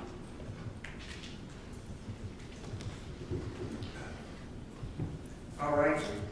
Thank you for that. And before you leave the podium, let me just consult with other lawyers. I'm not going to ask them to examine you. That wouldn't be fair at all. But I'm going to ask them if there's anything else else I need to inquire of before I let you go. But as I understand it, the subpoena, and we would have a formal subpoena of Ms. Hill, would be placed in your hands as her attorney.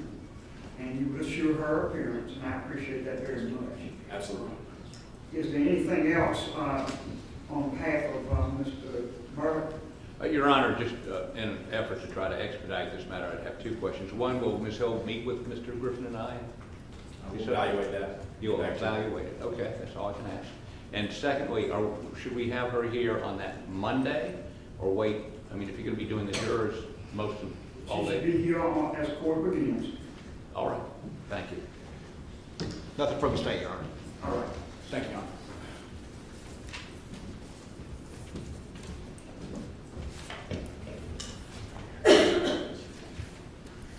I'll go over my checklist one more time, but I think I've covered everything I want to cover. I'll come to each of you in a moment.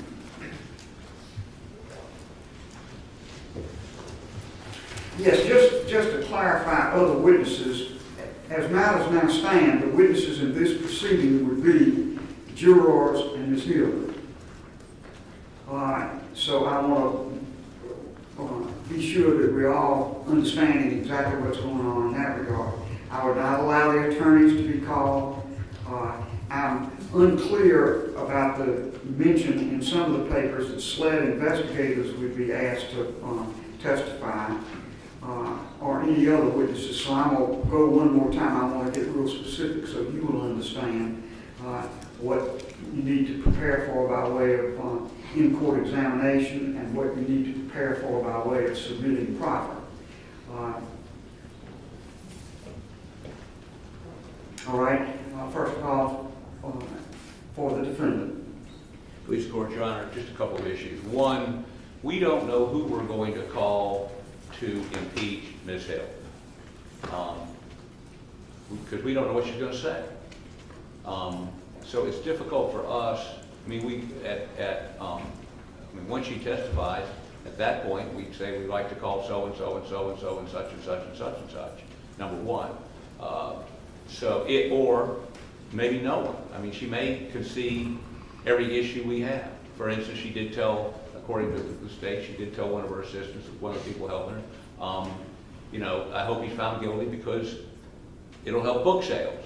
Now, again, I hope that's the last time you're going to repeat that until I ask for it again, Mr. Harpootlian. I've told you that I can't imagine a situation in which I would go that far. A statement like that, and she may well have said it, if it goes to anything I'm asked to consider, it would be to her credibility. And I'll evaluate whether I think that's even proper to ask, but let's move on from that. But there are other questions concerning her credibility. Yes, sir. 404 motive. If she did this, it is a crime. And so, the questions of why she would have done this extraordinary act, and we can argue this at another time, but in terms of me the reason I mention it is for us to proffer those people now, not knowing what she may admit. That question may get asked, she may admit it. There's no witness that needs to be called. So it's difficult for me to game this out. I don't think I've ever been asked to list witnesses I would call to impeach somebody if they lie under oath. I've never heard of such a thing, but I will attempt to do the witnesses we would call prior to Ms. Hill's testimony. That's all I think I can do, if that makes sense. It doesn't make complete sense to me because this is not the trial of Ms. Hill. And issues about motive and so forth and the possible commission of crimes are not what this inquiry is about. It is about her contact with any of the jurors and what she said. So I will be treading very carefully with a good deal of what you say about what you might or might not ask. But I am going to ask all the parties to be pretty specific with me about what I should be asking the jurors, and I can make a decision in advance as to what I am going to do about that, and what is going to be, at least by general topic, pursued with witnesses. Yes, sure. And the reason I do that is because it gives me the opportunity to then consider what rulings I would make and move the proceedings along in an orderly way. Well, Your Honor, maybe premature for me to note this for the record, but we would accept your ruling on that. All right. Okay. Secondly, Mr.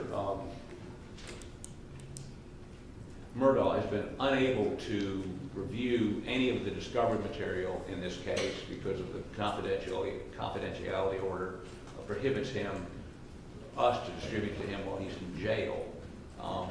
We don't have time in the next less than 2 weeks to go sit down with him and review everything. Would Your Honor allow him to have, and the materials are not as to the evidence in the underlying case, it's as to juror issues. And while he is no longer a lawyer, he was a lawyer at one point and can evaluate this and be of assistance to us if he has an opportunity to review that material.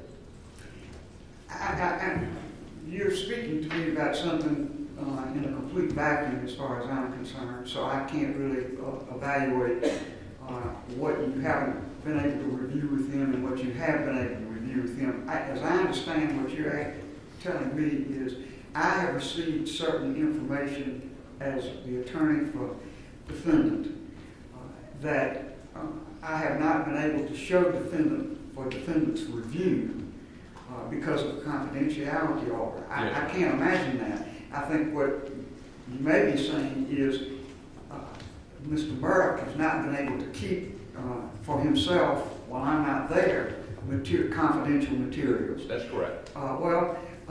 That is something common to many folks who are under incarceration are limited in the kind of materials that they can receive and keep in their possession when they're not with their lawyer. This is not an issue where he's being deprived of the ability to consider material that you have received. This is a question of whether he can have that material in his possession when you are not there or your representatives are not there and study upon it and so forth. I can't control what the limitations of the Department of Corrections are, nor can I control what limitations may have been put on confidential material because of the fear that it would fall into other hands. So I'm not going to rule in the abstract on things. I would have to have something that's pretty specific, but I can tell you this. I would certainly not order that these materials be wholesale given to him for him to take back to his cell and have in his possession, because I don't know who might see them were that the case. And if they are confidential materials, that would be an extreme risk of breaching the confidentiality of the materials to do that because of his situation. And his situation is as it is, not my making or yours. Your Honor, I would only note for the record this. Much of the material we've received has been within the last 2 weeks. This hearing is scheduled for 2 weeks from yesterday. Yes, sir. And you've given us more stuff we have to do between now and that hearing. There's nobody to go sit with him at the jail, and his time is limited as to when those people can visit. So without him being able to review this material, I don't believe we can be effective, and we would be ineffective in representing him. Well, I understand that those are wise statements for an attorney to make to preserve your position on the record. It doesn't change my view of how we should proceed in this matter at all. I think you will be able to, if there are deficits in what you have been able to do with your client, you will place those contentions on the record, and the appellate courts of the state will have an adequate chance to review them. Well, Your Honor, would you consider continuing the hearing on the 29th to allow us to meet with the client and effectively review these materials? No, sir. Okay. Thank you. We respectfully accept your ruling. I understand. Thank you. Mr. Waters? I don't have much to address, Your Honor. The initial question that Your Honor asked was about SLED agents being listed on the potential witnesses. And, you know, again, Your Honor, when these allegations were first raised, we instructed SLED to do an independent investigation, good, bad, or ugly. And only because of the results of that investigation, or is the reason why we're standing here and litigating these issues before Your Honor. Ultimately, the only way that SLED agents could potentially be testifying, and again, when we filed our response, we didn't know exactly the parameters of the corporate rule. The only way, though, that I could see them potentially testifying is in the event that there is an accepted witness by Your Honor, that there was some sort of prior inconsistent statement under Rule 613 or some other permissible inquiry. But I think Your Honor's rulings as to the nature of the inquiry we're going to conduct would probably remove or make very unlikely that need. All right. Anything further? Nothing from the state, Your Honor. Nothing from the defendant, Your Honor. All right. I say to attorneys for both sides, the court is deeply grateful for the very fine materials you have submitted so far. This an extreme amount of work in a very truncated period of time, and I appreciate the burdens it places upon you. Mr. Hopkins, I particularly thank you as a member of the General Assembly for not interposing your immunity because you are in session, and I respect that. I set these matters after consultation with y'all so that I could fulfill my obligations to the court as expressed in Chief Justice Beatty's order. But I realize that I'm doing that with your extreme cooperation in light of your other duties, and I appreciate it very much. Thank you, Your Honor. I look forward to further submissions from the parties and from the hearings commencing January the 29th. Court will be in recess. Thank you, Judge. Thank you, Your Honor.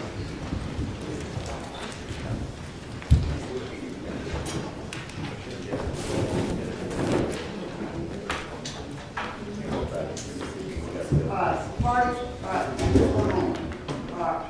I asked Ms. Harris before these matters commenced to please expedite, even if it's in a rough form and not in a perfect form, the court would like to produce their transcript.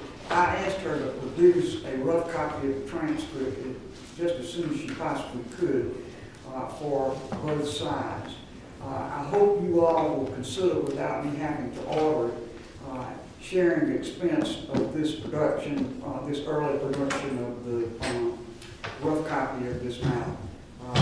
She will be in touch with you, and you may be in touch with her with regard to the rough transcript of these proceedings. We'll be in recess. Thank you, Your Honor.